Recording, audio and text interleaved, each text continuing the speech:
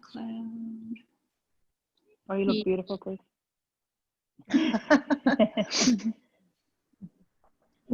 Oh, I was going to say, no.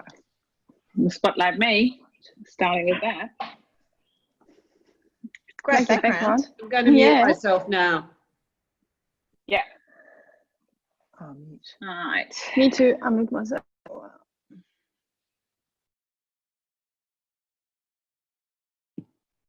Are you unmuted, Jenny? Now I am. Yeah. Let's go.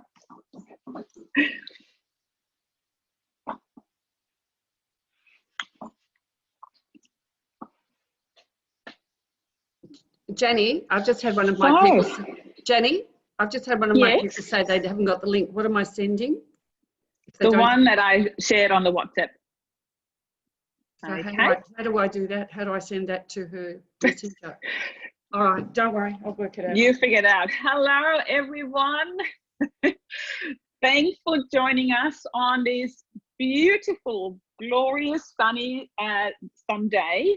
And we are forever grateful that you've chosen us over, stay in the park in the sunshine. We are happy to present you today our team workshop, which has the topic Veggies and Vino, and will take about 1 hour, 45 minutes, maybe 1.5 hours altogether. And we are going to present you a couple of dishes where you all are hopefully going to say, wow. We do have mixed set of customers joining here or being on with us today. And I'm going to, so we're going to have TM31 owners, we have TM5 owners, a couple of TM6 owners, and as a matter of fact, also a couple of non-owners joining us today. Anyway, we will, with this workshop, we want to introduce you to some vegetarian dishes or even vegan dishes that are far from being boring, and hopefully introduce you to a couple of cooking ideas. All right, so let me introduce myself first. I'm Jenny Falter. I'm the team leader here for this beautiful Bayside team, and we're gonna have, what did I say, 7? I think it's 7. I lost count. 7 different consultants presenting you the dishes today. All right, the reason why we have actually chosen this topic, Veggies and Vino, is because of our this month gift with purchase. So sometimes every now and then Thermomix gives us the option to add something to the purchase, and if you're considering upgrading, just letting you know that this month we have for you 2 options actually to choose from. One of them is a box with 6 bottles of wine from the Lewin Estate, Margaret River Wines, and it's probably valued around $200. And the second option is combination of a set of 2, oops, can you see them properly? Here we go. A set of 2 mini thermos servers. They're 500 ml, and the that's not really working here. You see, oh, here we go. The vegetarian kitchen book. All right, and then we brainstormed a little bit and we're thinking, how can we present that to you? So the Veggies in Wine or Vino workshop was created.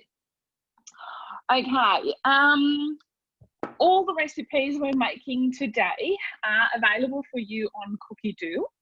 And what we want to have, we have in the Zoom meeting, we do have a chat available for you. And what we're going to do is we're going to post the link to cookiedoo.com.au in there for you. So that's a free gift you get from us today. If you have not signed up for Cookie Do or haven't been on Cookie Do yet, that's our recipe platform. And for those of you who have a TM5 or a TM6, you can get all of those recipes guided directly on your screen, on your machine. Today, we're all going to use TM6s, so we can show you a little bit about how to access the recipes directly from Cookie Do onto your machine there. The only exemption will be the vegan meringue that Chris is going to present to us, and that's a recipe that we found on the recipe community. Also happy to share the link with you in the chat group there. All right, if you do have any questions throughout our presentation today, feel free to pop the question into the chat box. We have Holly from our team managing or having a look at the chat. So she will always think out if there's any questions that everyone else wants to know and letting us know. If you don't feel comfortable putting anything into the chat, that's also fine. Just reach out to your consultant afterwards and we are going to answer that question for you. All right, then I would say without further ado, we will go to the first kitchen today. I'm actually not in my kitchen today, although it looks a little bit like that in my background. And that is Melissa. So let me spotlight Melissa's kitchen to you all. Here we go. Hello, everybody. Welcome to, hello, Jenny. Hello, everyone. Ow, welcome to my entire kitchen. I'm going to be doing dessert for you guys today, which is the Eton mess with passion fruit and orange curd. And I believe that dinner parties are making the new comeback. So this is a brilliant dessert that you can do because you can do a lot of it beforehand and just assemble it just before you have to actually make it. So first thing we'll be doing is making meringue, and there's a lot of chat about that you can and can't do meringue in the Thermomix, and you absolutely can. The most important thing, it's essentially chemistry and engineering together to make meringue. The most important thing you need to do is a vinegar wash in your bowl, because the meringues and fat of any kind don't mix, and you won't get that stability in the meringue to support anything that you're going to do. So even go so far as not cracking your eggs into plastic cups. Always try that again. Crack them into glass and ceramic, because there will be leftover fat, even though you can't see it, even though it's been through the dishwasher. So what you need to do is put your butterfly in your bowl and fill it to the maximum line, which will be about that far from the top of your butterfly, with water, 30 mils of white vinegar. Put your lid on with your MC and 10 minutes Varoma speed 4. Obviously, we don't grab a speed 4 because the butterfly's in there. And the reason the butterfly is in there is because it's plastic too.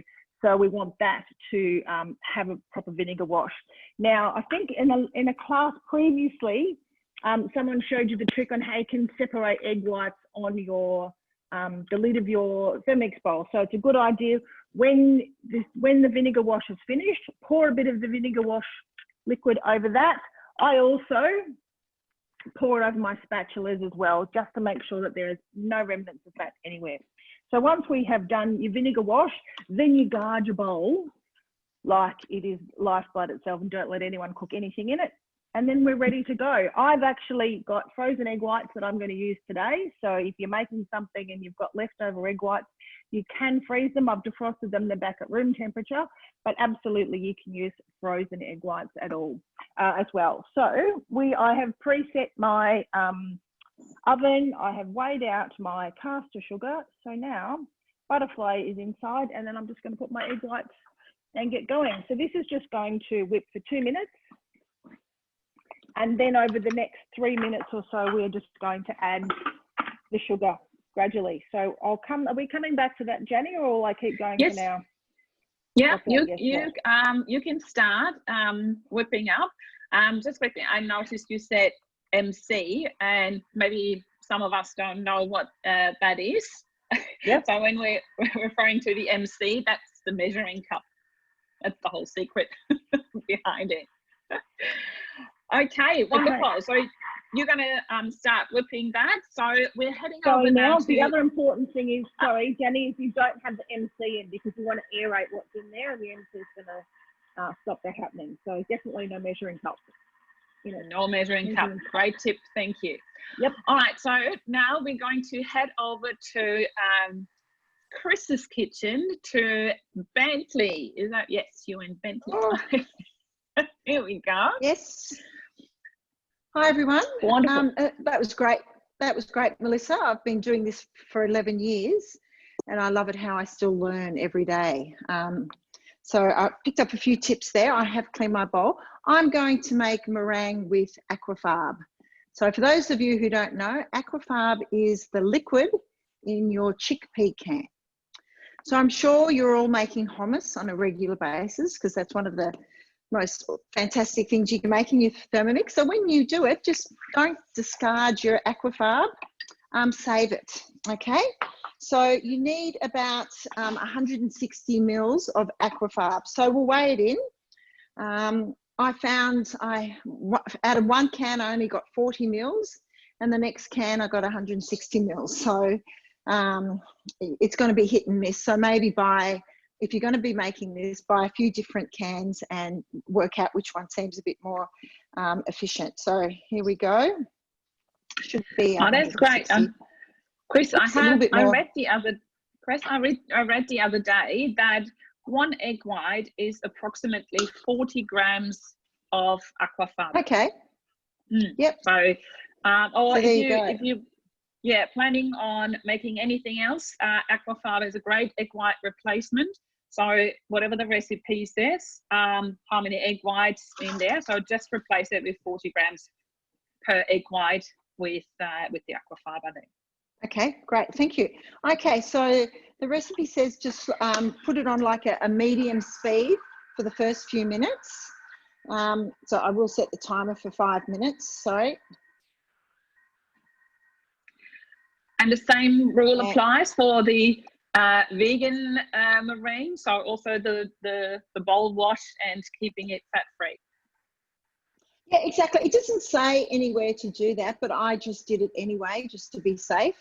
But what I love about this recipe, we're mainly a vegetarian household, but we still eat eggs, and we're not that strict. But this is a really good recipe to make if you do have any strict vegan friends, because your other guests won't even really know the difference, which is great. And it's also, economical. If you're making a lot of hummus, you can just save your aquafarb, right? Yeah. And there are so many uses for your aquafarb as well. If you go online, you'll come across multiple uses, not just meringue. But yeah, it is great to be able to make meringue. All right, thank you so meringue. much. Yeah. Thanks, Chris. Yeah, also just keeping that in pleasure. mind for allergies, food allergies and all that. So I saw Melissa showing us the inside of her bowl. Oh, beautiful. Yes, I did. Now, what I just wanted to say, so what we're doing now is just adding the sugar in over the next 3 minutes. So I'm going to set it going, but hit the next button. So the timer is up there, and I'm going to put in a spoonful roughly every 20 to 30 seconds. So you want to let it incorporate gradually before you add the next spoonful.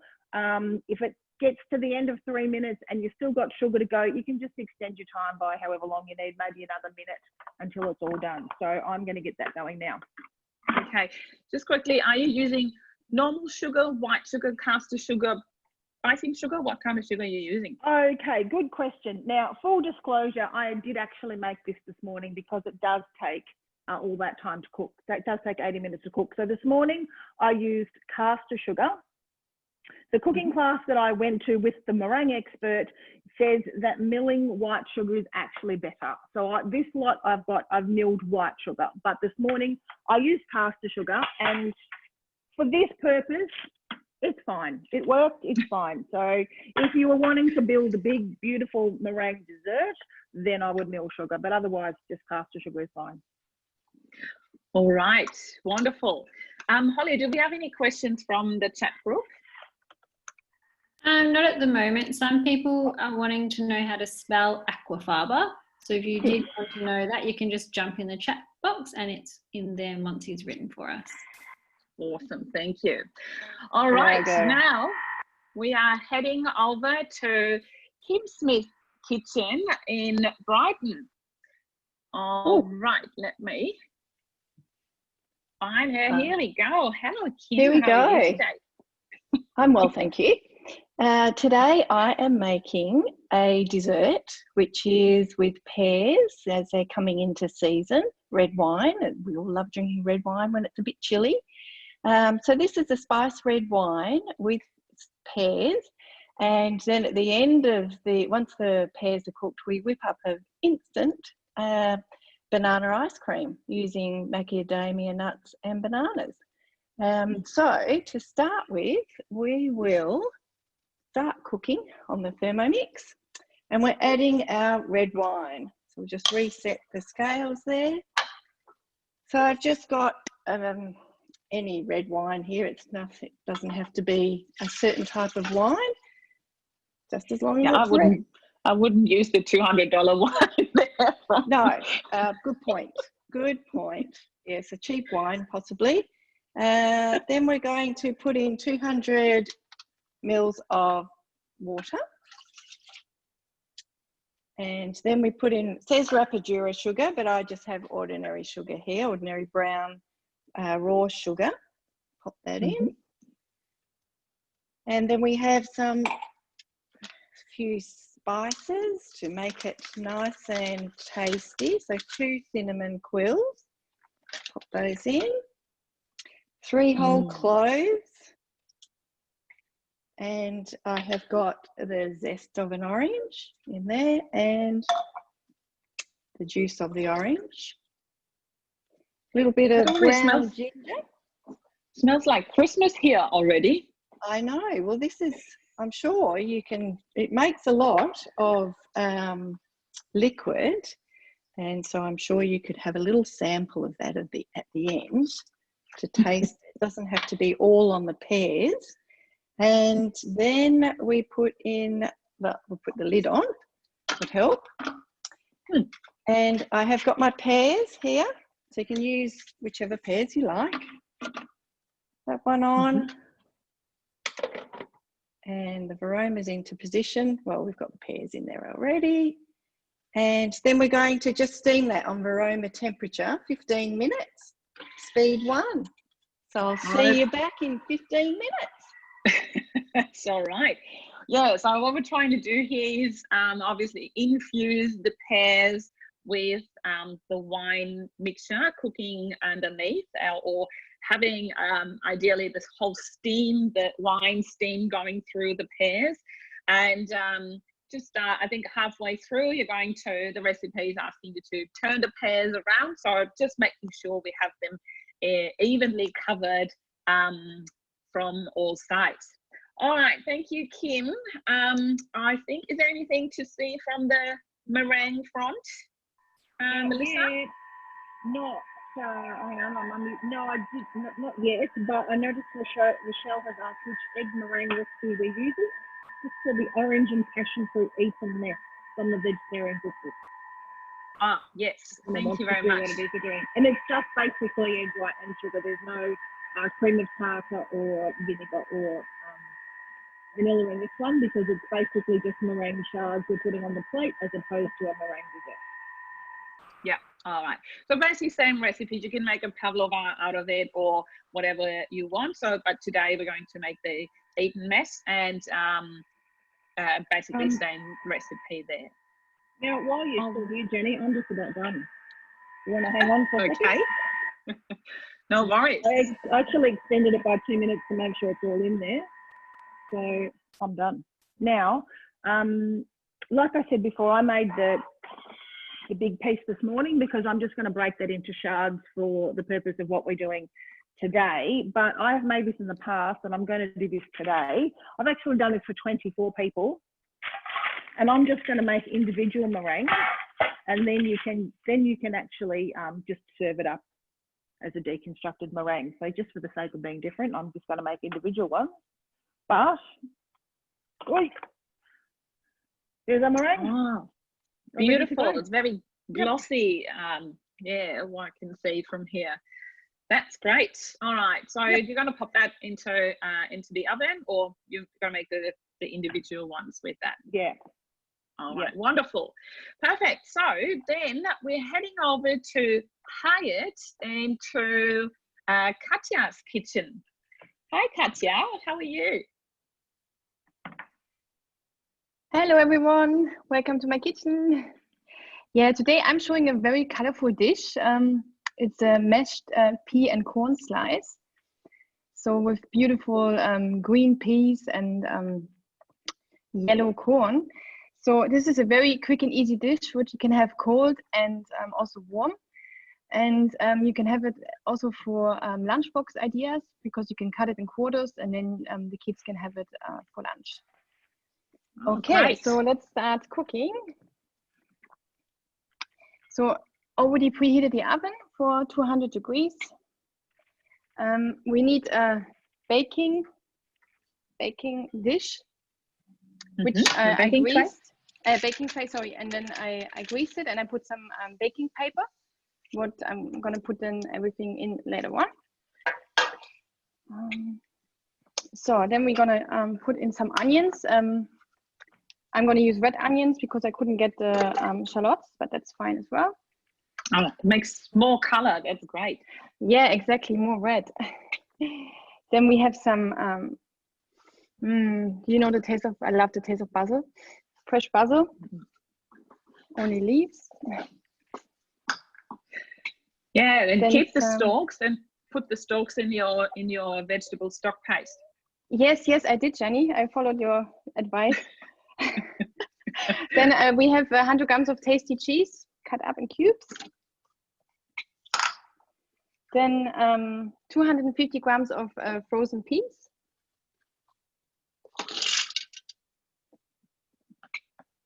And we're gonna pop the lid on. And we're gonna mash that on speed 7 for 3 seconds. Mm-hmm.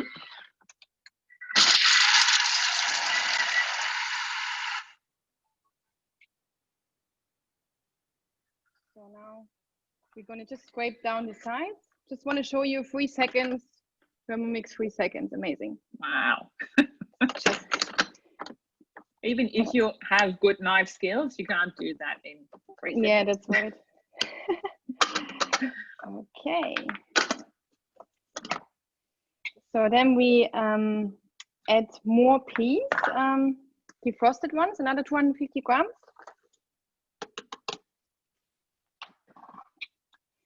And more protein here for you, some chickpeas. Ah, there you go. So you kept the water and make some meringue out of it. Yeah, exactly. Then we have some more color here, some more corn, 250 grams. Nice. And 4 eggs. Pop that in. So the name of the slice is mashed pea and corn slice. Yeah. Then also I have some mustard. Give it a bit of zing, 2 spoons. I mean, it says here seeded mustard, but you can also just use normal mustard, will do as well. And some plain flour, some baking powder, and some salt. And also some ground pepper. I put it all here, so we can just put it all together. And I'm just gonna mix it a bit with the spatula because it asked me to, just to give it a quick mix because of the eggs. And then another 10 seconds on speed 4.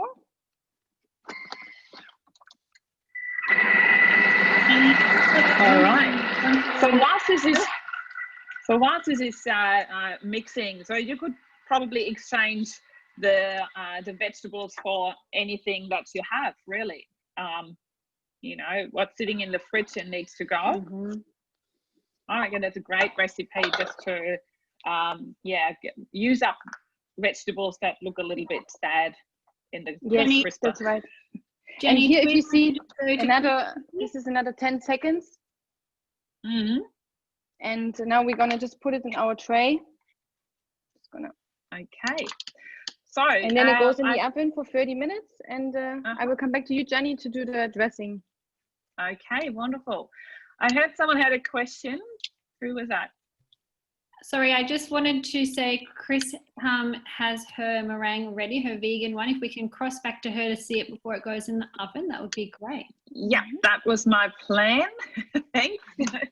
I Thank wanted to hear. All So, right. Yeah. am I back on? 1 Yeah, second. cool. Here it is. How does that look? Yeah, that looks like the real deal. Yeah, looks all right, doesn't it? Sorry. Sorry for my vegan friends Yes. out What do there. you mean the real deal? Yeah, I'm not It is Melissa, obviously but the you real- know, yeah, sure. Sorry, God. No, we're not judging. How does that look? Every meringue is the same. Looks great. I like that it has really also the glossy shine to it. Yeah. And yeah, okay, great. So you're gonna pop them in the oven now, I guess? Yeah, pop it in the oven. It's got a few brown speckles. That's from my homemade vanilla paste. So yeah, that looks good. I'll put it in the oven and see you later.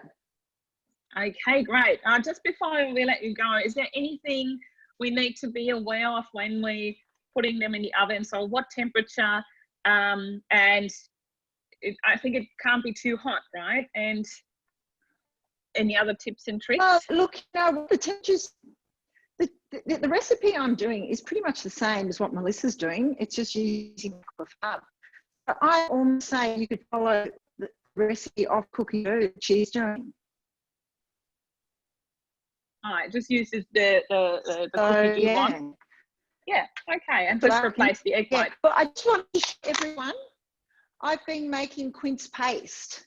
So everyone needs to get onto that because quinces are in season. Look at it, looks amazing. This would probably set you back $50 at the shops. So there. Great. All right, see you soon. Right. Thank you. Okay, so next kitchen coming up is Sandy in Sandringham. And Hi. here Hi, we everyone. go. Thanks, Jenny. Hi, How you Sandy. going?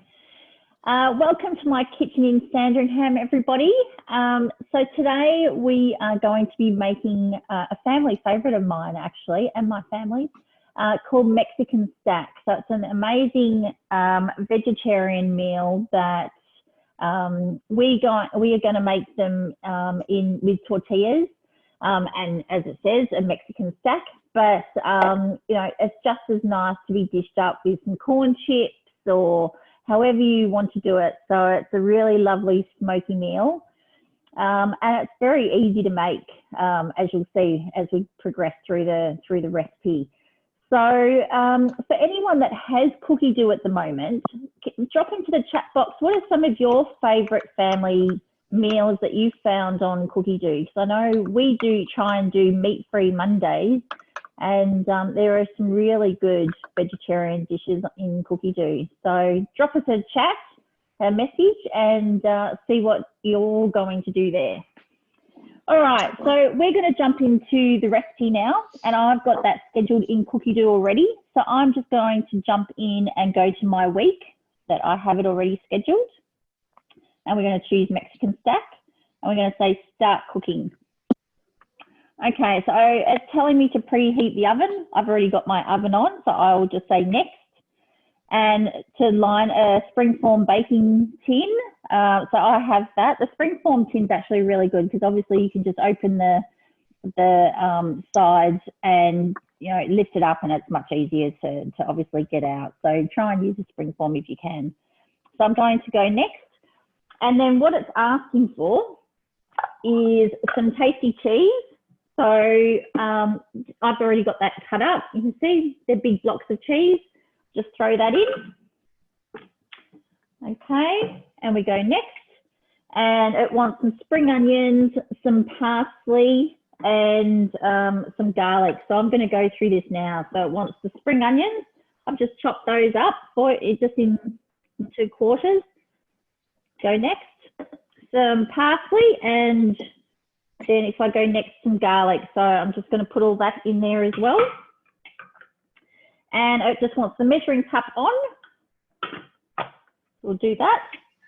And with the lid, and we're going to turn it to speed 5. So you can see it's already set it for 10 seconds. And obviously no temperature because we're not cooking it yet. We're just chopping. And it just wants me to turn it to speed 5.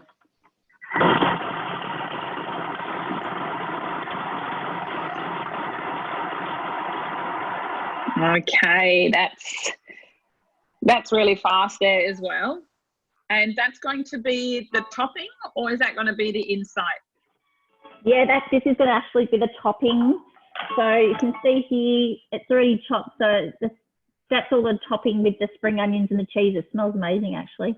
So that will all go nicely on the top. So it's just asking me to take all of that out and put it all into a bowl. So I'm going to do that quickly now. Oops, going everywhere. Don't you love live shows? And that's one of the recipes actually where I don't know if it's going to ask you to wash the bowl in between, but I never do not especially with this recipe. So sometimes we have recipes where it just doesn't make sense to wash the bowl in between. So we just keep going, adding more flavor to the next round of the dishes. So yeah, correct. So I'm actually not going to wash that bowl. So I'm just going, just go next. Here we go. I'll go back again. Sorry.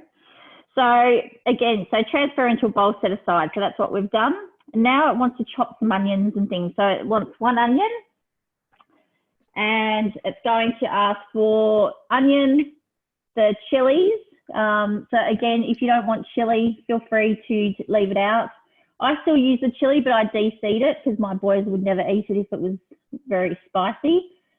And 2 cloves of garlic. So I've got all of that in the bowl. So I'm just going to put all of that in. And it wants the lid back on, and it is going to chop this. So 3 seconds, and it wants it on speed 7. So we'll go on. Okay, and it's going to ask me just to scrape down the sides of the bowl. So you can see there, chopped everything up very finely, just in a few seconds. She's fabulous. I'd still be trying to chop the onion right now if I was doing it manually. So just scraping down the sides. Yeah, so if you like the onions a little bit finer, then just instead of half them at the beginning, then just put them in quarters or in eighths. So the smaller the original pieces that you're putting into the bowl, the finer the results will be, obviously. Yes, exactly. So, and it's asking for a tablespoon of olive oil. Now you can obviously measure that. I'm just going to guesstimate. So I just know roughly what I'm going to do. And next, and we're just going to put the lid back on. And it's going to cook these onions and the chili and everything else that we've done for 3 minutes on Varoma temp. And it wants it just on speed 1. So I'm going to put that on and hand it over to Jenny for the next person. So we've got 3 minutes to go. Yeah, wonderful. Thank you, Sandy. That's great. So you just keep cooking because basically in this recipe, for those of you probably cooking along with us today, it's really straightforward. So just add in the next ingredients and then it's going to cook. So we come back to Sandy's kitchen once the mixture that goes into the stack is finished cooking, and then she's going to show us how to do the layers for the stack. Okay, so quick question, Melissa, do we go back to your kitchen? To make curd whenever you're ready. Okay. So that was it. Yes, I'm ready to make the curd whenever you're ready. Don't mind. Sorry, can can I watch the just Mexican interrupt? My pears are ready to be turned. Let's do that. Oh, Kim, all right. Do you want And I us can to show just- us how to turn pears? No. I'll show you how to turn pears, but I wish you all could smell what I could smell right now. It's absolutely delicious the way this aroma coming from the varoma is amazing. So anyway, you may Have go they back changed- to Melissa. I'll You know, turn the I'll just pears. I'm curious, have they changed colours a little No, bit? Have they... I'll show you. We're still the Ah, same yeah. colour at this stage.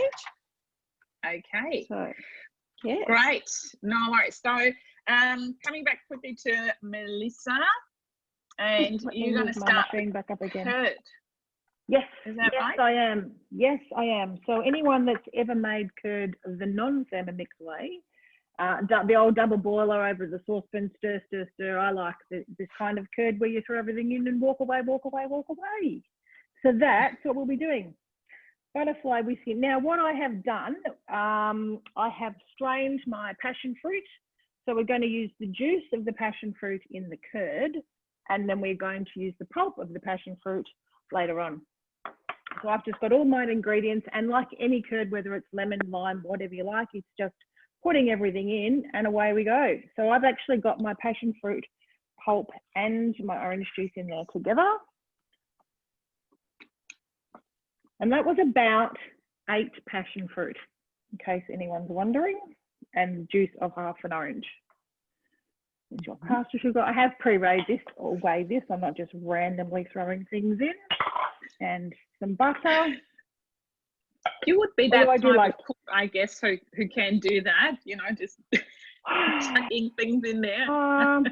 No. I do like a recipe. I would have a heart attack if I had to go MasterChef and they gave me a mystery box. I'm quite happy to cook anything you like, but please give me a recipe first.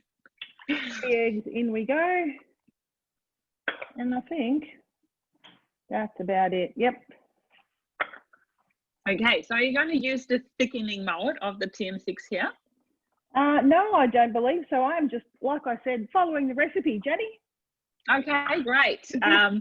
This curd is actually part of the recipe, so I'm just following that. So Oh, that's okay, just great. 3 minutes, 80 degrees, speed 8. So that means that recipe is not a particular TM6 recipe. No, not at because all. it's not, yeah, so it's not using the function. So it can easily be cooked also without from TM31 and TM5 orders. I was clearly referring to the different molds that the TM6 has available, and one of them is the thickening mold. So it is collections available for thickening sauces, custards, like the hollandaise we did the other day. Elizabeth showed us that one, and curds are also part of that recipe collection there. So if you're interested and you do have a TM6, please by all means hop onto Cookie Drill and check out this beautiful collection we have there for more inspiration for curds. Before we head back to Katya, maybe just quickly on the vegan option for curds. If you are interested in vegan versions of that, we recommend that you use our best friend Google and just type in the word, I don't know, lemon curd or whatever curd you want to make, and add the word Thermomix to it. And pretty sure someone will have already invented or translated a recipe into Thermomix language for you. So try that and see how we go. Okay, so, but now without further ado, we're heading back to Katya's kitchen. And she's going to show us, I think, a dressing or a dip, or what is it that goes Yeah, with it's it? actually dressing. It's called green goodness dressing. So there's a whole of great goodness in here. I'm going to show you. So that we have lemon zest from 3 lemons. So another very quick and easy recipe. Then we have the garlic, 1 clove. We're going to just pop that on. You like garlic, yeah? Look, if the recipe says 1 clove garlic, I'd put at least 3 in, to be honest. I'm like Melissa. I like following, recipes. But 10 seconds. And we're just going to scrape down the sides again. As we do. Yes. So then we have green goodness, spinach, great source of fiber. Love 100 grams. You can make great smoothies and juices with spinach as well. Yeah. Then we have parsley. 7 sprigs, also just leaves only, and the rest please use for your vegetable stock. Then we have chives. 20 grams. More green here. Then one tablespoon of dried tarragon. Tarragon leaves, yeah. Nice too. You can also use dry, if you can't find a fresh one, you can use dried one as well. Then we have 50 grams of mayonnaise. There's also a vegan mayonnaise recipe on Cookie Dough, in case you're wondering. Then we also have sour cream, another 50 grams. We're going to make some sour cream later. Vegan sour cream, that is. Then we have 2 tablespoons of lemon juice. That should give it a kick. It tells me to do 1 pinch of sumac, but I'm not going to do that because it's optional. And then some onions again, and we just pop that on. And another 30 seconds on speed 5. All right, so we have our dressing. So we're doing blending again. Okay. Thank you so much, Katja, for that. And I'm coming back to you later just when you present us the whole dish, because I'm assuming the slice is in the oven right now as we speak. Yes. Perfect. Okay, wonderful. All right, now let's head over to Brighton into Megan's kitchen. Hello, Megan. How are you today? Oops. 1 second. We need to unmute you.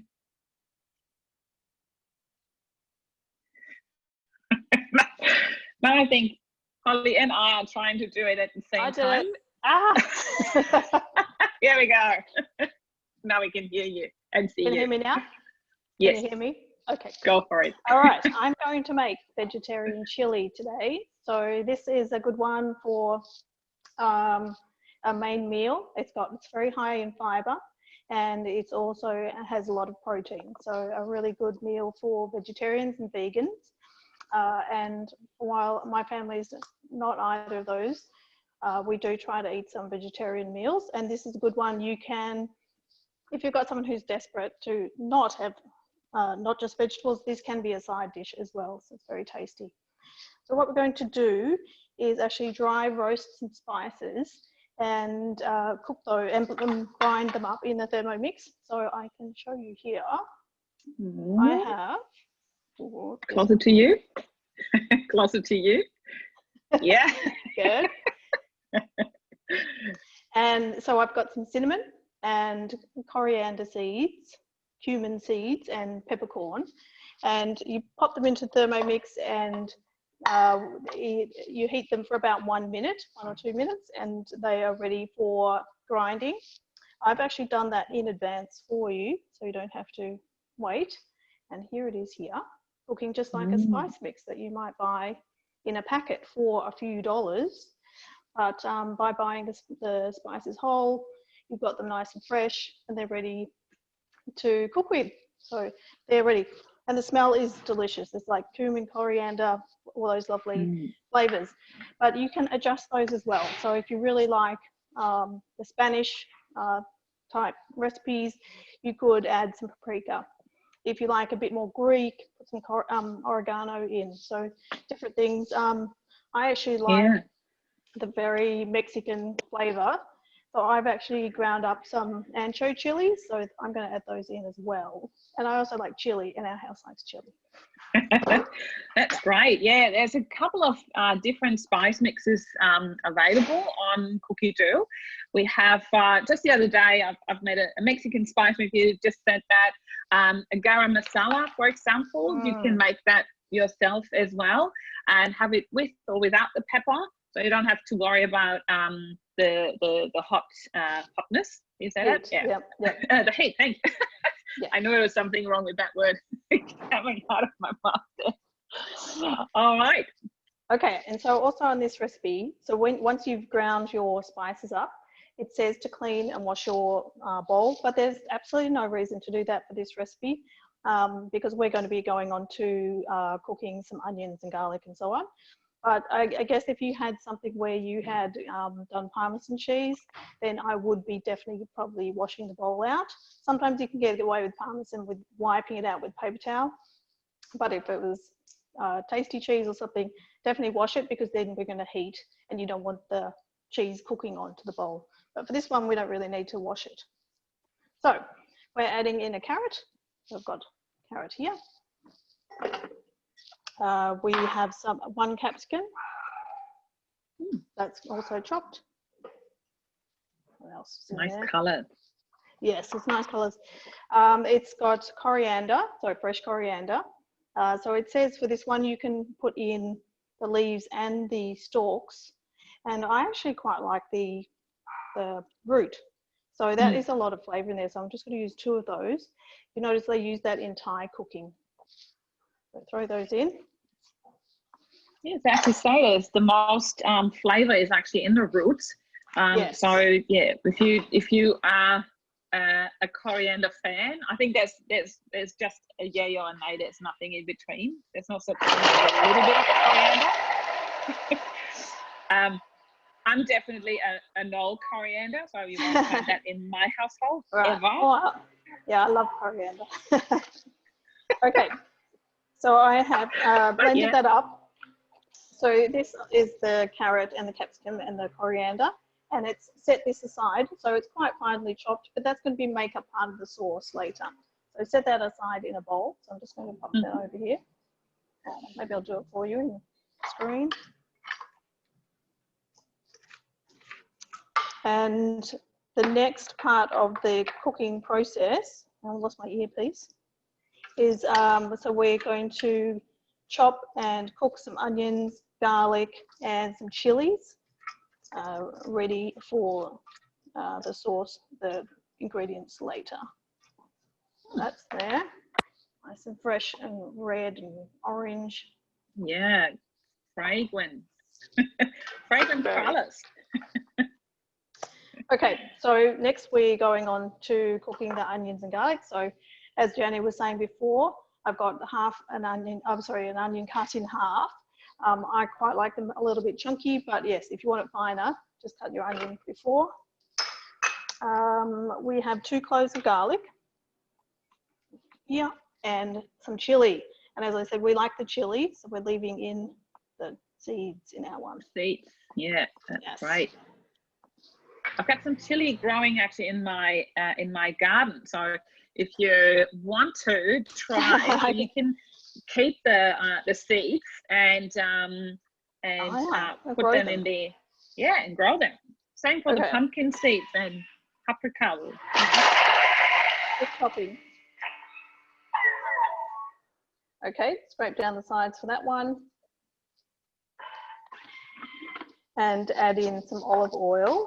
So just scrape down that. I'll show you when I've done that. So this is where probably don't pop your head right into the bowl because you've got chili and onion in there. Then that way. This is where you would start crying. But otherwise, you're good because it's in the bowl away from you. Yeah, you're not touching it and then,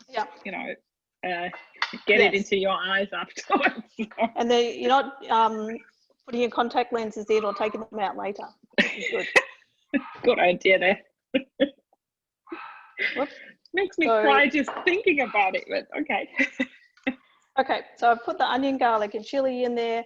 I put some olive oil in, and we're putting the lid on without the measuring cup, but we don't want it spattering out or anywhere. So we're going to use the simmering basket on top to allow some evaporation and some beautiful aromas to come out. And that's going to cook away for 5 minutes. It's on Varoma temperature. So that's going to be saute there. I've got something else I can tell you, unless you need to pop away, Jenny. Yeah, you can keep going, and then we're going back to Sandy and have a look how the stack's going. Okay, so once we've cooked that off, we're going to be adding a tin of cannellini beans. These are those, and they're drained, and a tin of kidney beans, and a tin of chickpeas. So a lot of chickpeas today, but I just wanted to tell you about those. So I actually cooked these myself in the Thermomix. So I bought a bag of these, 375 grams of dried chickpeas. They cost like $3 or something, not very much. And I cooked those using a recipe from the Cookie Dough, and it uses the new blade cover. So the blade cover goes into your bowl and sits on top of the blades, and you can cook things without chopping them up. So for example, there's a nice meatball recipe. The chickpeas were actually slow cooked, so we used 2 of the new functions from the Thermomix. So slow cooking and your blade cover, and they came out really beautiful. I can't believe how nice cooked chickpeas could be, but they really were very nice. And the nice thing is it actually made quite a lot. So I made immediately I made some hummus. So we were talking about hummus earlier, and having a warm hummus was one of the best things. It was just really, really tasty. So warm hummus drizzled with some olive oil and dukkha. It's absolutely delicious. So give that a try if you can. You don't have to do the blade cover method. I think there is a recipe using the simmering basket where you cook chickpeas inside. So we don't have one of those yet because they're a bit hard to get hold of. You can give that a go.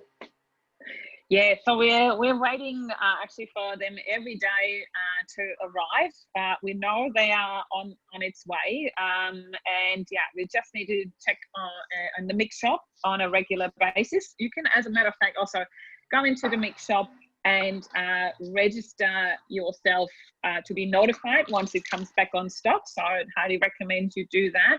And yeah, and also check out whilst you're over there what else we have there on offer.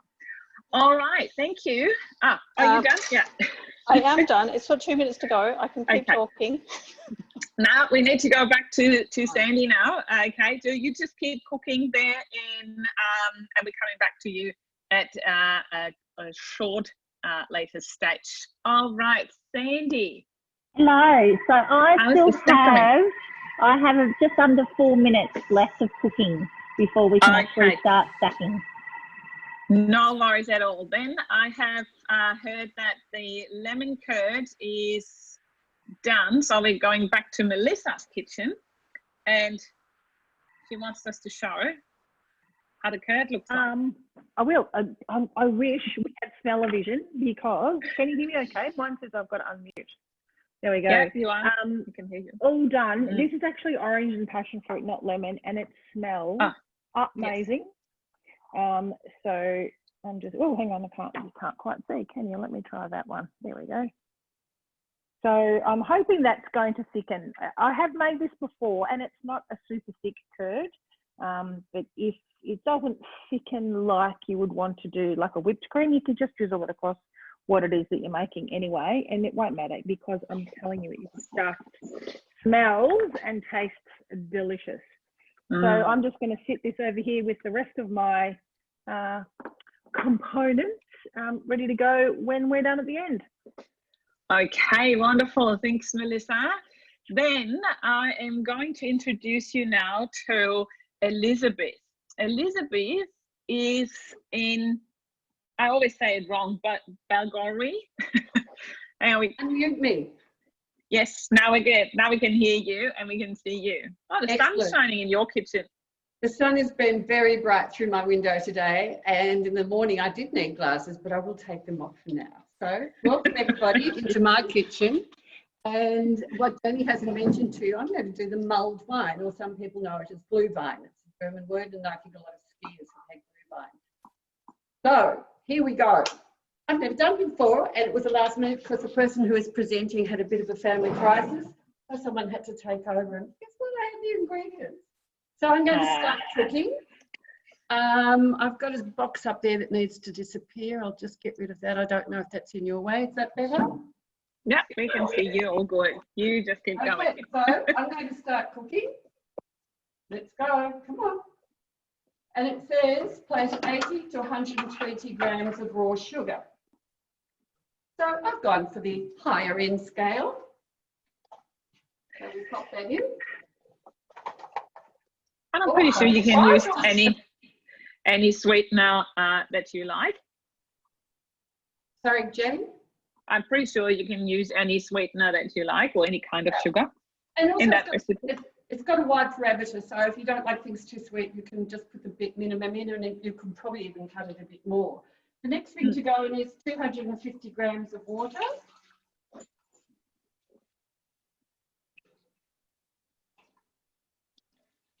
There you go. All good. Next, lemon juice, 20 grams. Have that already prepared to save time. Happily down here, there's a lot of people that have different fruit trees growing, so we swap. I get figs, I get lemons. It's just awesome. Yeah. Lucky you. Yeah. Petunias are now in season as well. But I'm getting carried away, so sorry. Keep going, blue vine. Okay, so the cinnamon sticks, lovely fresh ones, beautiful. 12 whole cloves. Oh, and don't they smell delicious?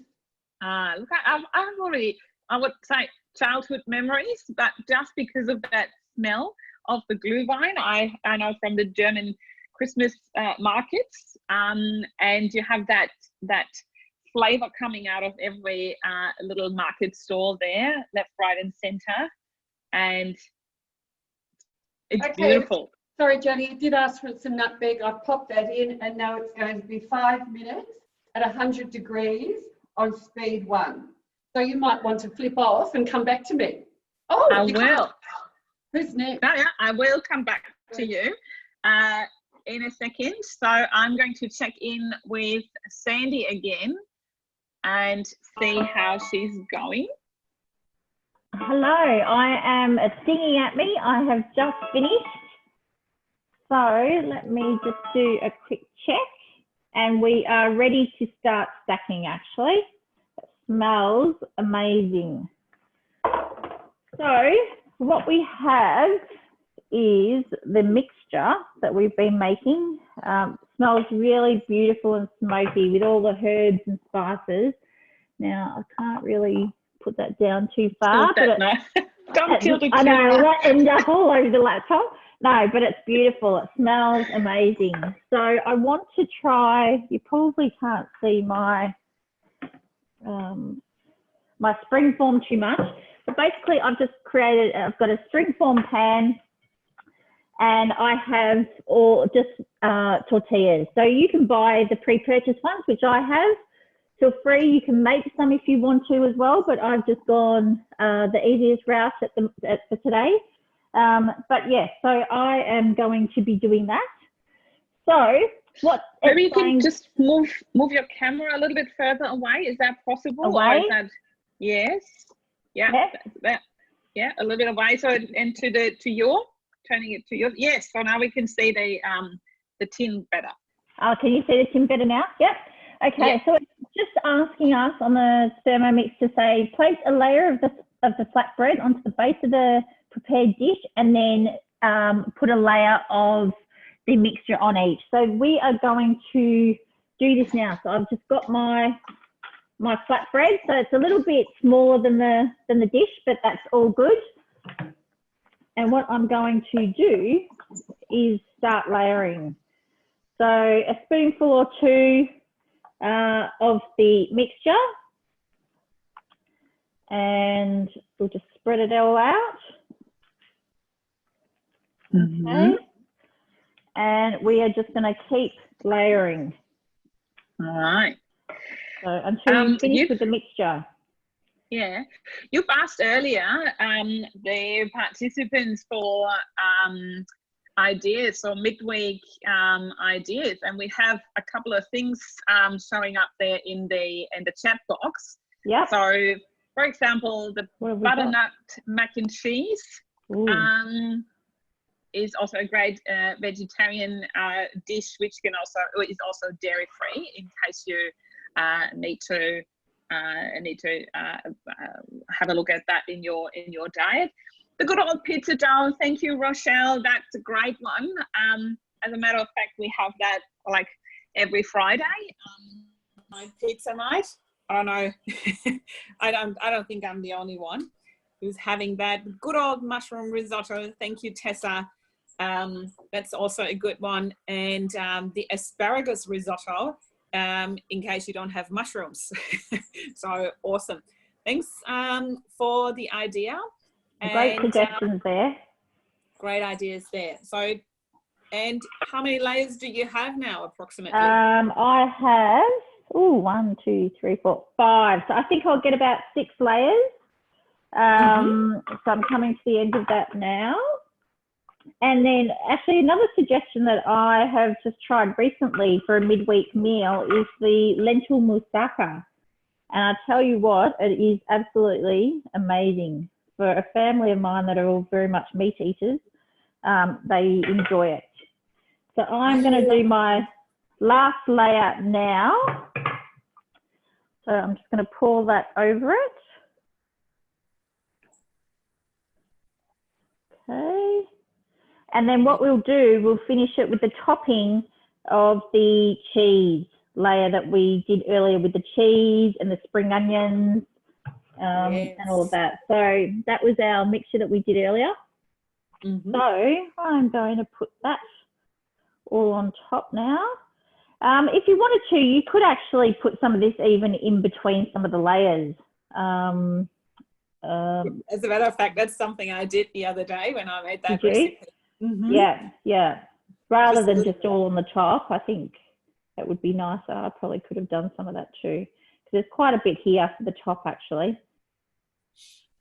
And then we put this in the oven on 180 degrees for 15 to 20 minutes. So just depends on your liking. And then that's ready to go. Perfect.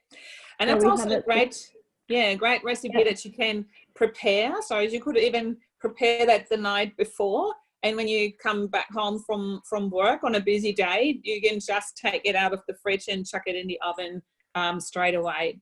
So classic, a very great midweek wonder we have there. All right, thanks, Sandy. We're going to come back and have a look. Sandy, can you pop over to me for a second while I just do the next process? That'd be awesome. No worries. Here you are. I'm back. Hi, everybody. I haven't seen any wine in your glue wine so far. That's why we need to get you back now. And here we go. We have it. And I've chosen a Grenache Shiraz, but I think any red wine, dry red wine would be just fine. So it's now saying to add the 750 grams. So take that off. You can see the steam coming out. And if you could smell the beautiful aromas of the spices cooking, you'd be quite gorgeous.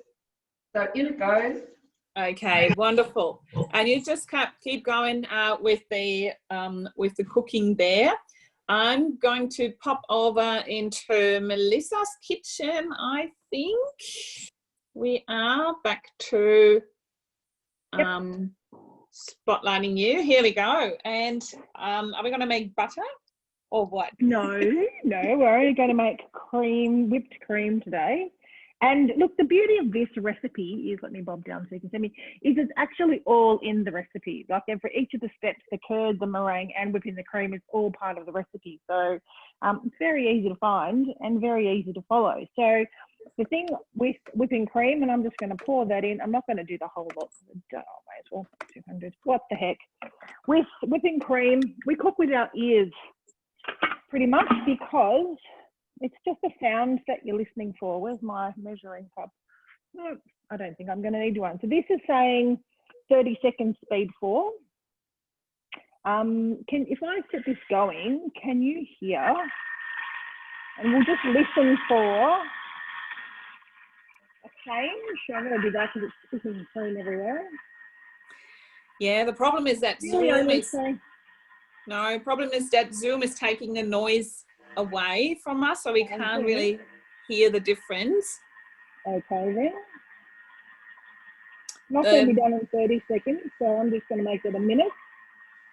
Yeah, so the trick here, I guess, is to, yes, definitely always check through the lid how you're going. Yep. So this is definitely a dish where you can't walk away. Otherwise, you're going to have butter and have a different dish. So that's something you really have to stay with it. Extended that by 30 seconds, but as it turned it out, I needed it by 5 seconds. So there's your whipped cream done in 35 seconds. Yeah, and it has to do with the freshness of the cream. So the fresher your cream, the longer the whipping takes. And that's also very important when you want to make butter. Making butter, exactly right, yep. But I wouldn't use that if I was making butter. I'd use pure cream instead of thickened cream if I was making butter. Yeah, any cream, that's it. Okay, wonderful. So that was the last step in the eaten mess, is that right? That's correct. Now all I've got to do is get my master chef on and plate it up for everybody. Wonderful, can't wait. Don't get too excited, it's not my strength. No, you're very good at this. Okay, so now we're going to check in back to Brightening Kim's kitchen and see how the pears are going. Okay, the pears have cooked. Where have they gone? You just get the pears. Show you. I've taken them out and put them in the thermoserve for now. See, they didn't change colour.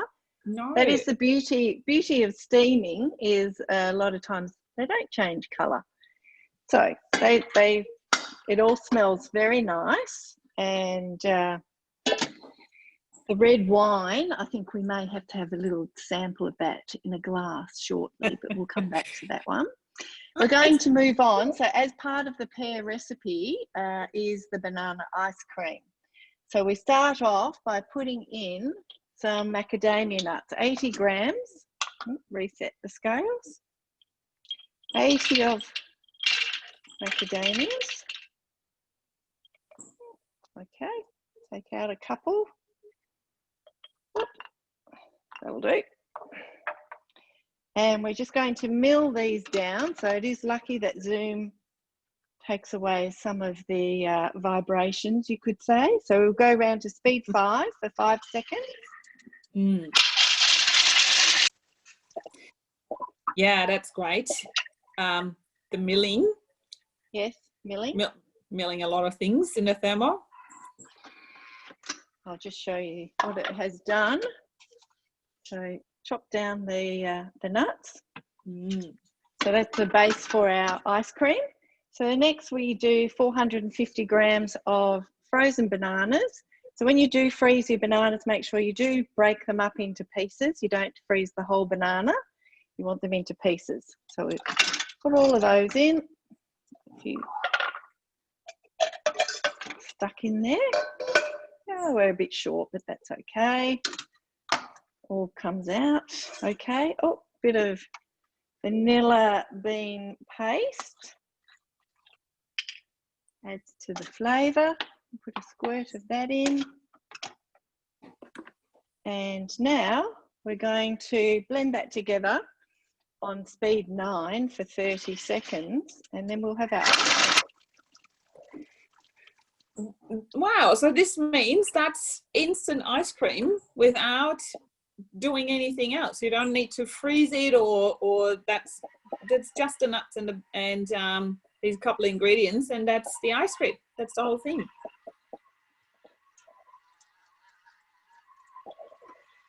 I think she can't hear me, but yeah. Yeah, so we got questions in the chat about other nuts. Definitely, yes, you can use all sorts of nuts in that recipe. Cashews would also work fine. Look at that ice cream. Yeah, And I it was just like, this is smells amazing. This is the whole delicious. ice cream Look just at that. made in seconds. Wow. So if anybody lives close, don't hesitate to pop over, because otherwise I have to eat it all myself. Oh, be careful what you wish for. Okay. All right, so you're going to plate that up for us, and we're going to have a look once we're done. Okay. No worries. So next on my list would actually be Elizabeth again with the sour cream, but we're not ready yet. I thought so. That's okay. So Elizabeth, you just keep cooking, and just we have a look at the glühwein at the end then, and you just give me a signal once you're ready. Is there anything we can see in Megan's kitchen at the moment? Can you hear me? Yes, we can. Yep. There's not much to see. It's cooking here. It is starting to smell very nice. But I could tell you a little bit about some garlic confit if you like. Absolutely, I'd love to. Okay, so I have confit, you know, the French word for cooking in oil, some garlic. So I got 4 bulbs of the new garlic that's available in the shop. So you get some Australian garlic that's fresh now. And there's a nice recipe from Tanina. So you have to Google her, but it's a free recipe. And so she takes 4 bulbs of garlic.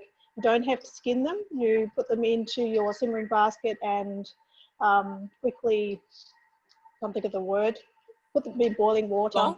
Blanche or something like that. Yes, blanch them, very good. Oh, blanch them, yeah. Blanche sounds much better. Blanche. And then you take them out and put them into an ice bath, and the skins come off. So, I mean, it's not just like they just fly off, but it's much easier than having to chop them or to peel them.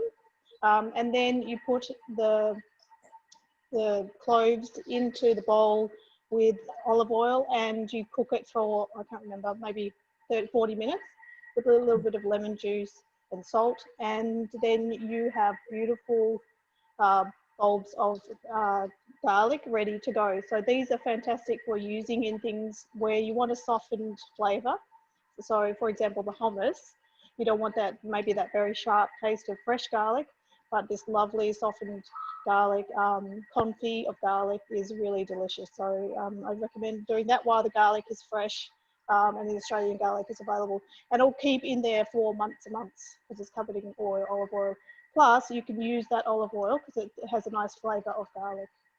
Yeah, I was just about to ask. So you can use the garlic and the oil. Yes. Just to use their flavors. Yeah, and and for the storage, we just need to make sure that it's always covered.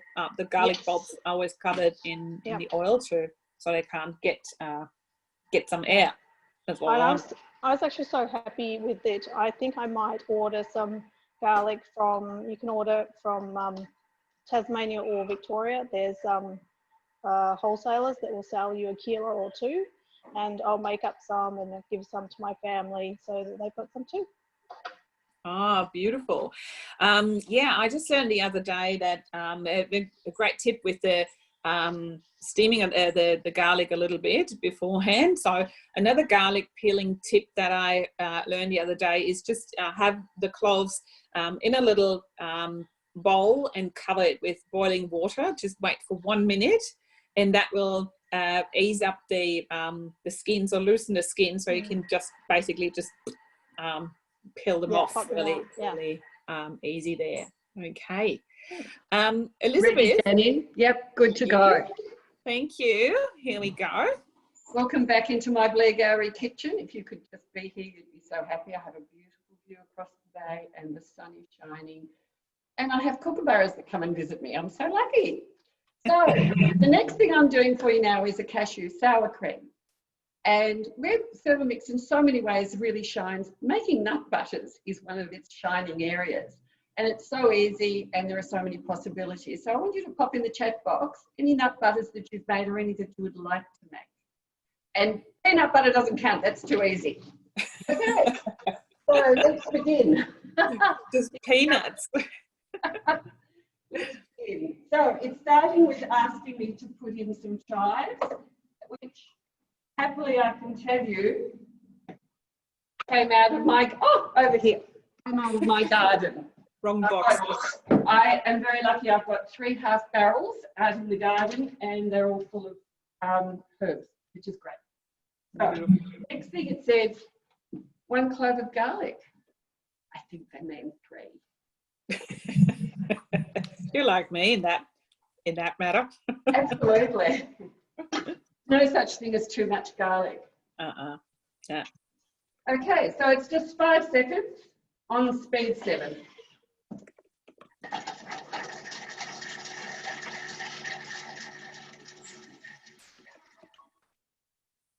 It always stuns and amazes me and thrills me when I see how easy it is to chop. But I do remember the old days because I've been on the planet a few decades now. So I'm just going to pop this into a bowl on the side because I won't be needing it immediately. So, Danny, have you got any conversation while I'm doing this little task?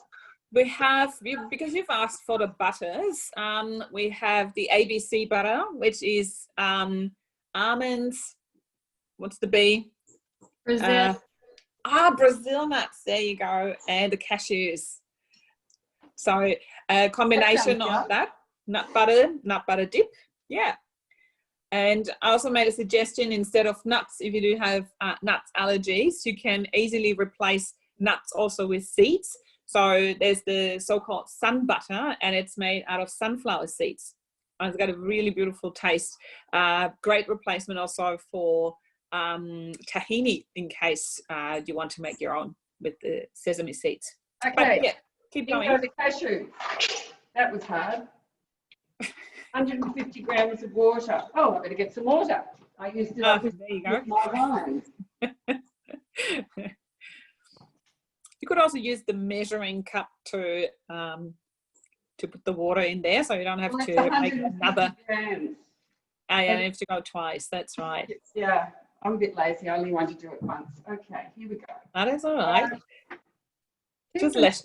Sea salt. Well, this is me. This is how I cook. I think that's about a teaspoonful. What do you reckon? And brown onion.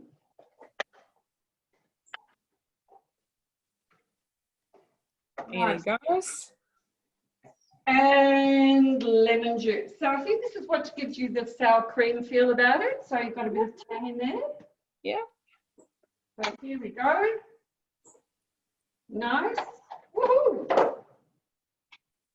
And we're going to blitz it.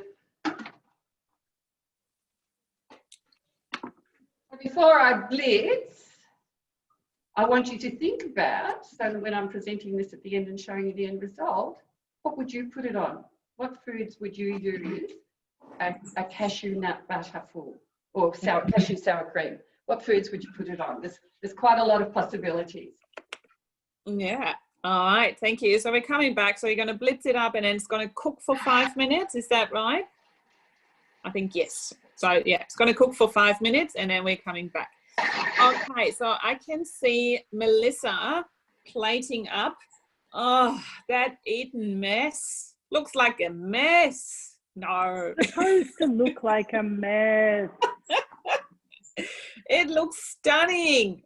It looks messy, but it's supposed to look messy. Of course it does. Yep. Showstopper. Really? Yep.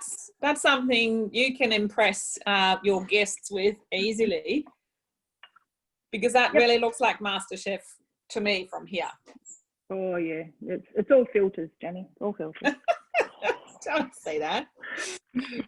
No, that looks gorgeous. Thanks so much for sharing that with us. So let's make sure we're going to take a photo of that beautiful dish, like we're going to do with all the other dishes as well. So, and I'm going to share these beautiful photos then with you on our Bayside Thermomix community group.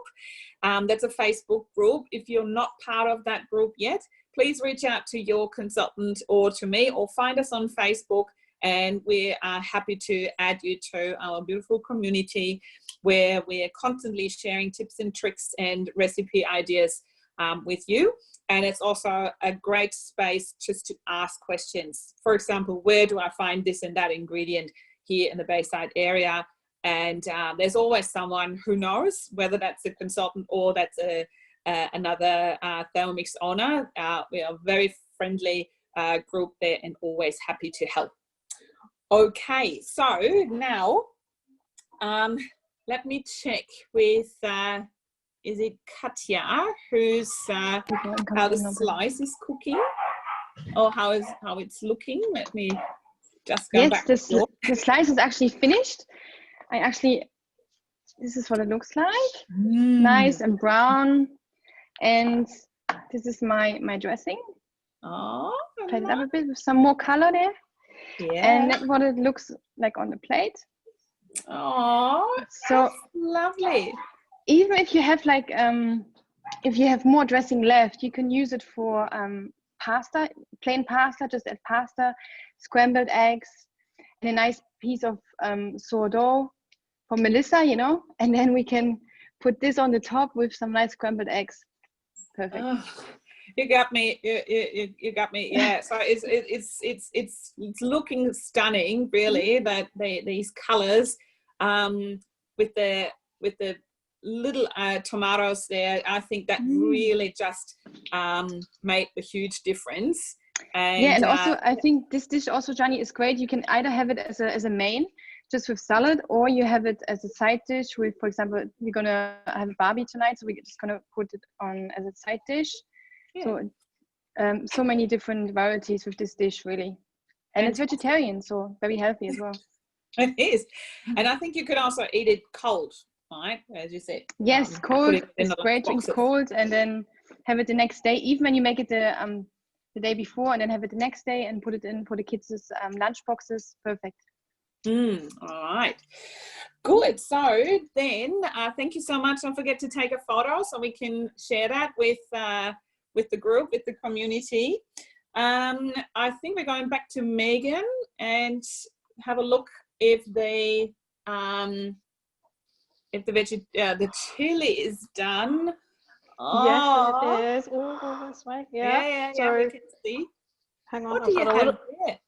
Yes, well, so I'll just pop a bit. I've got real sour cream, so I really do need the cashew cream because it's not vegan, and I might have to do that later because we do have vegan coming for dinner.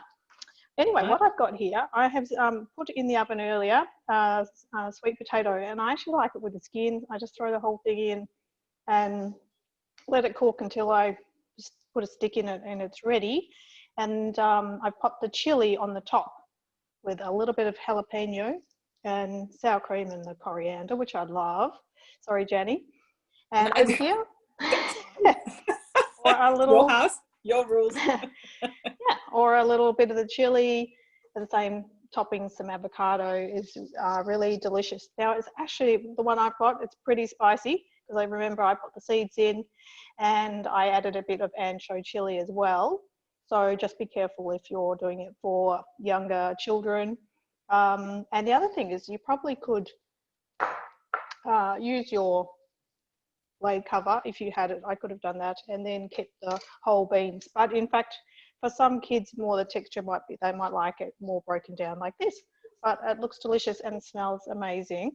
It smells very Mexican. So I would highly recommend this recipe. Can I just say, I love the whole bowls set up there. So bowls are very popular at the moment anyway.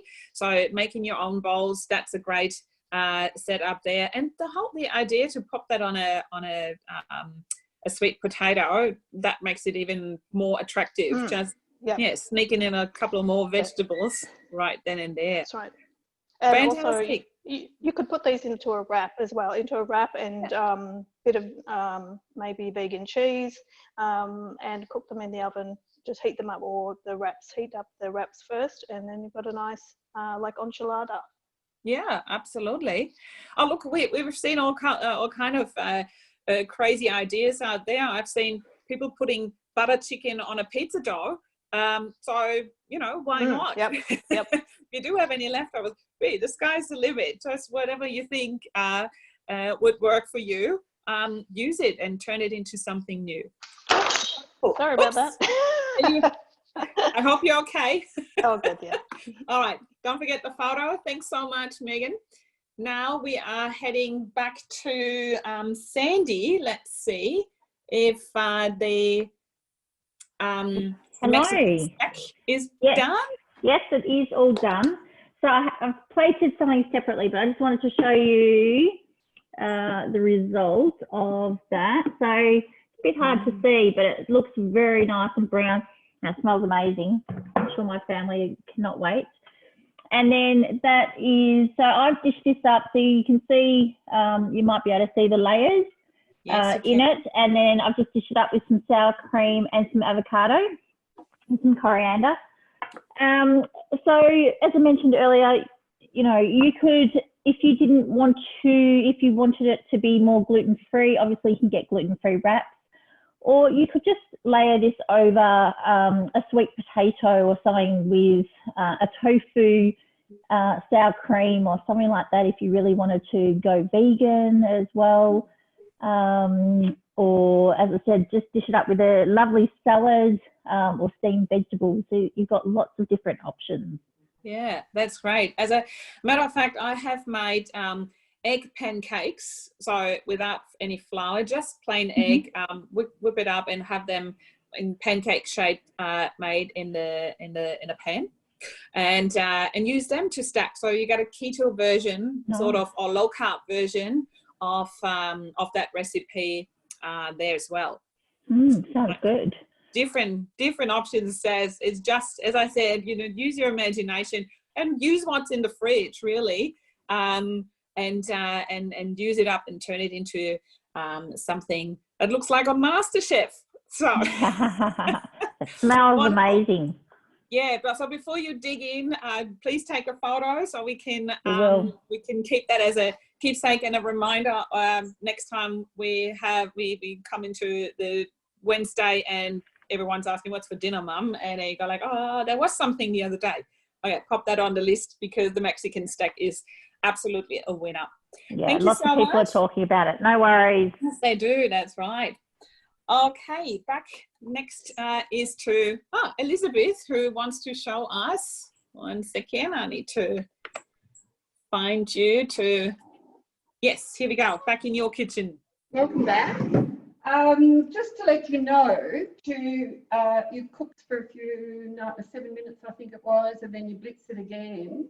And the end result is absolutely stunning, which is a surprise that I should say such a thing. But I'm just going to have a little taste. Oh, that's good. Oh, yes, very nice.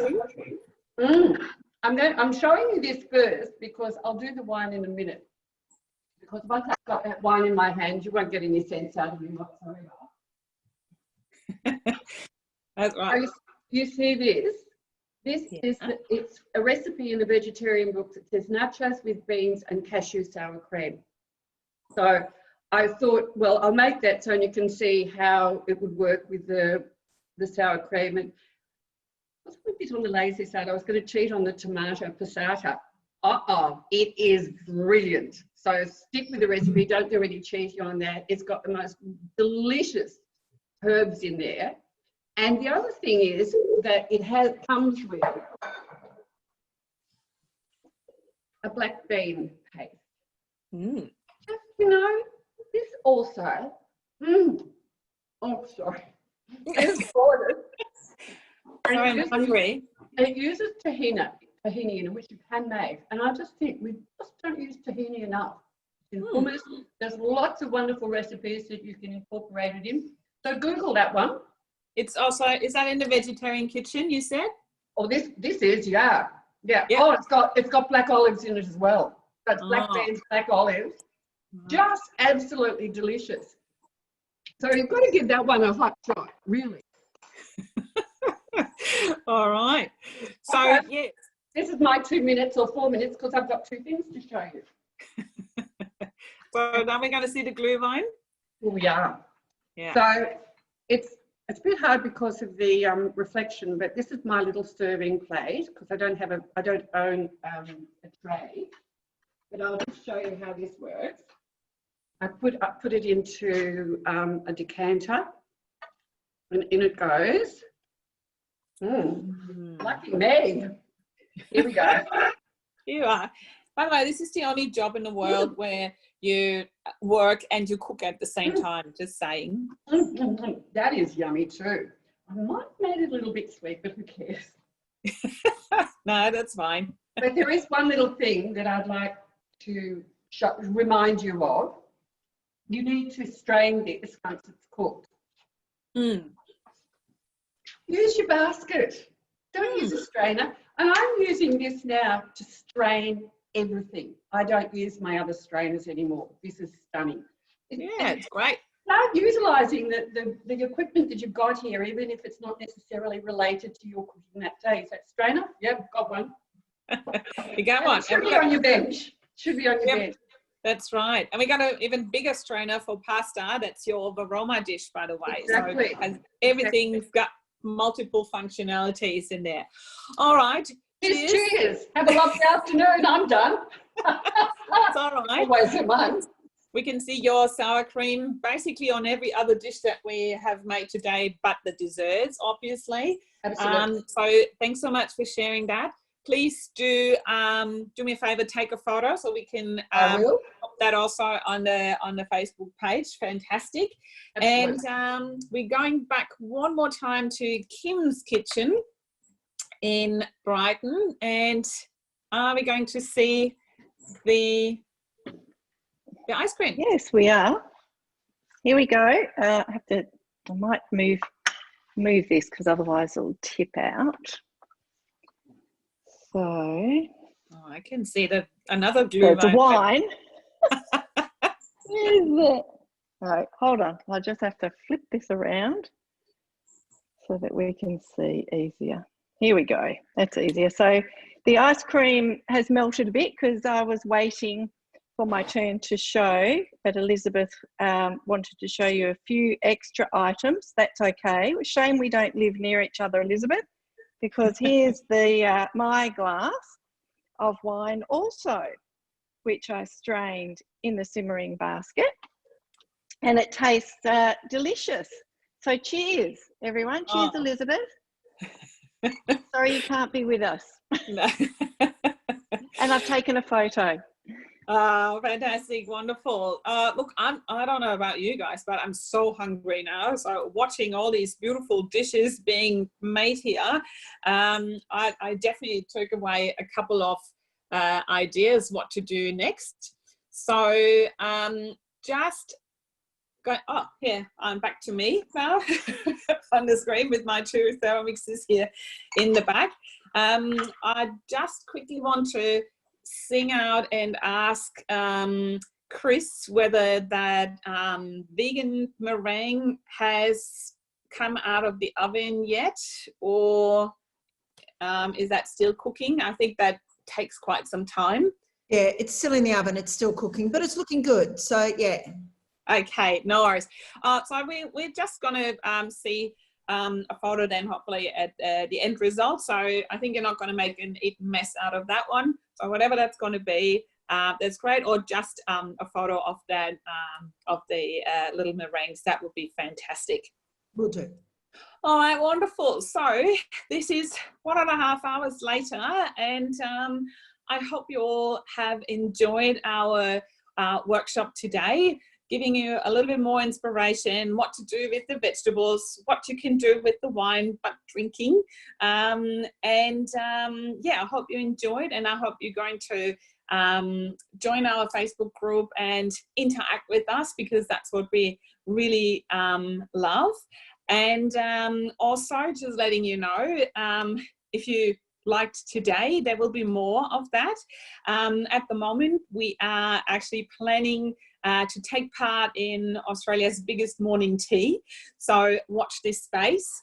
We are going to design a new menu there for you. And yeah, and then we're going to invite you back to join us at the Australia's Biggest Morning Tea coming in the next couple of days, the information about that.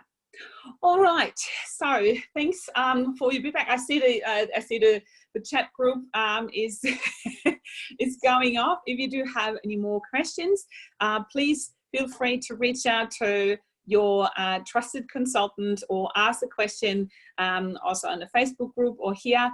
And yeah, I wish you all a beautiful rest of this Sunday, and hopefully you're going to take away a lot of inspiration. And yeah, as you heard, we shared a couple of ideas, so make the most out of it, and happy mixing, happy cooking. Thanks everyone.